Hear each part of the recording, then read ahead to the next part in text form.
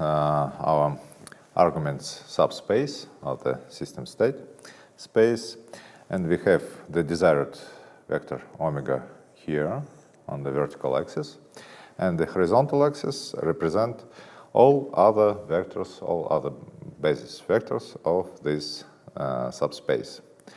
So there are many vectors here on this hyperplane, and vector S, the initial state of the system, is somewhere here.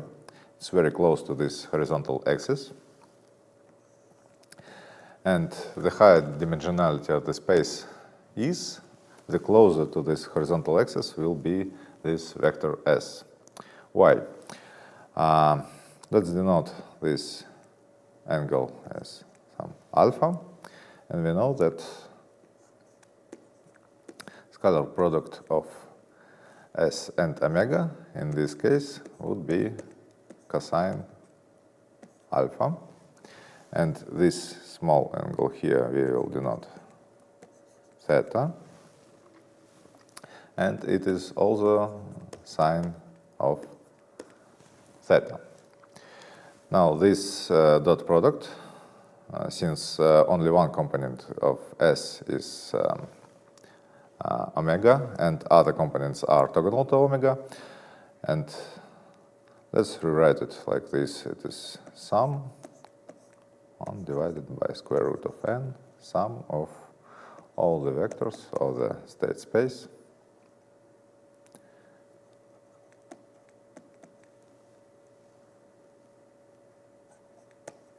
y multiplied by omega, and only one of these vectors is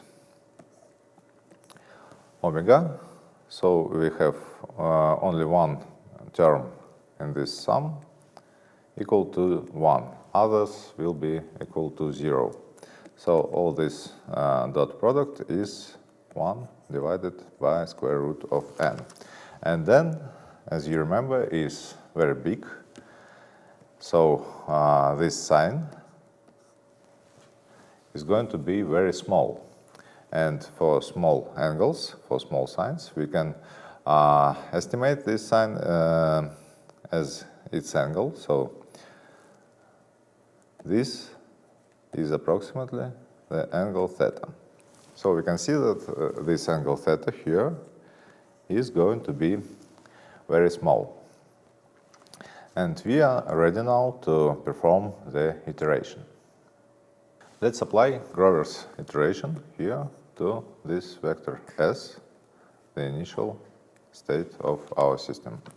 First, we need to apply u omega, which reflects this vector S over the hyperplane orthogonal to omega, because it changes only omega component by minus omega. So u omega applied to S we have here, and here's our angle theta, and the same angle we have here. After that, we have to apply operator us. Let's recall how it looks like. So us is 2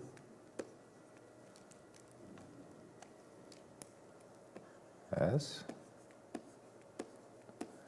So it looks like this.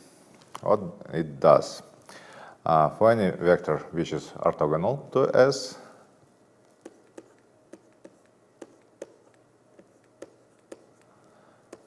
S of x would be minus x. And with vector S, this 2s minus s, which is just s. So it is reflection over this vector s. And now we have angle 2 theta with this vector s, and this reflection places us here, and the angle is again 2 theta. So we have made a small step towards the desired state omega. And the size of this step is angle to theta. Now if we repeat this iteration, so we have this value after the first iteration, this vector, which has the angle 3 theta to this horizontal hyperplane. Again, we have this 3 theta angle here after application of the oracle. And with vector s, it would be 4 theta.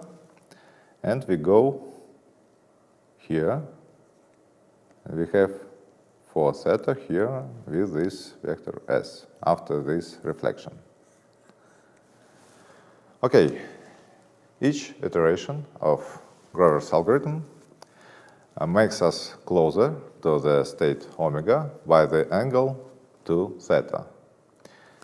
And now we can compute how many iterations do we need to get here. Suppose that we have made big T iterations. So the angle equals to theta plus 2 theta multiplied by T. That angle with the horizontal plane.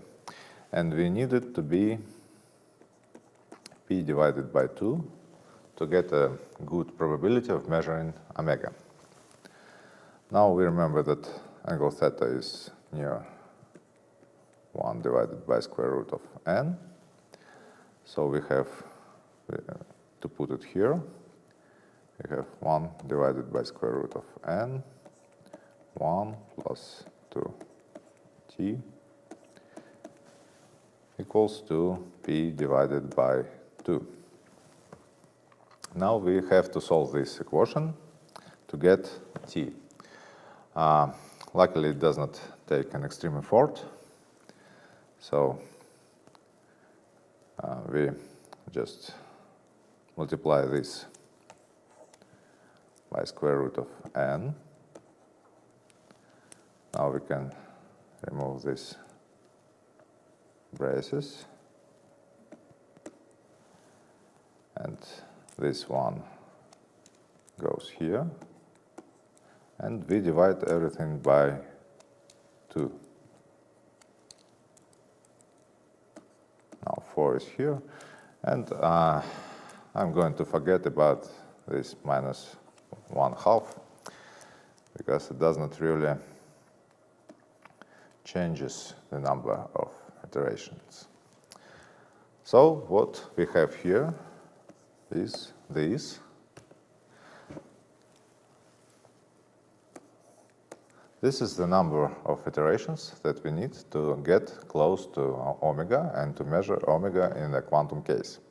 And behold, it is approximately p divided by 4 is approximately, we will say, 1. So it's square root of n instead of n in classical case.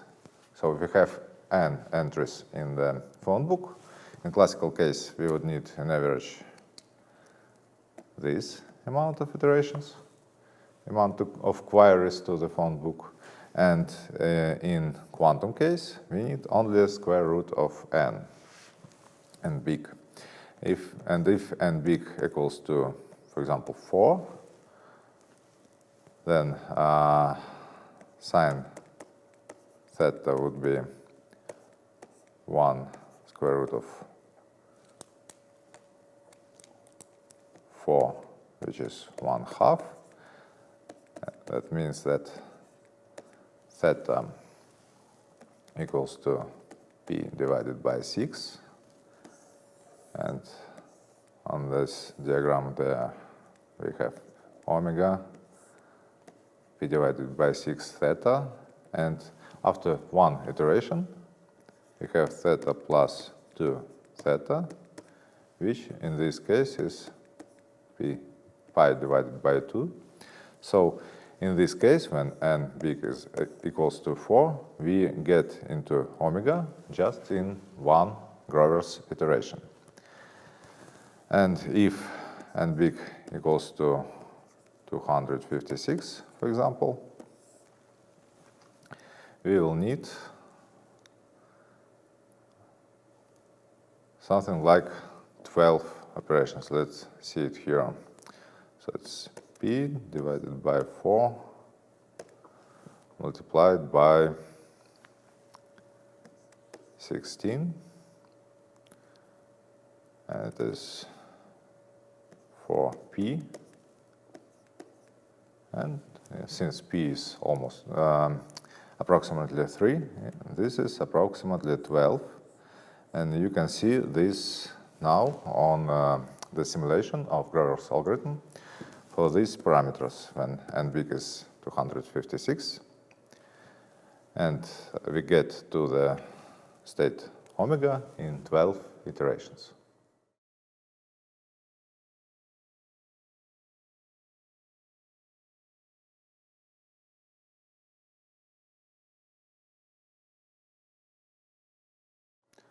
Very soon we will ask ourselves if we can do better. And for those who need a spoiler, no, we can't. Here on this slide, you can see the implementation of Grover's algorithm on the quantum computer simulator.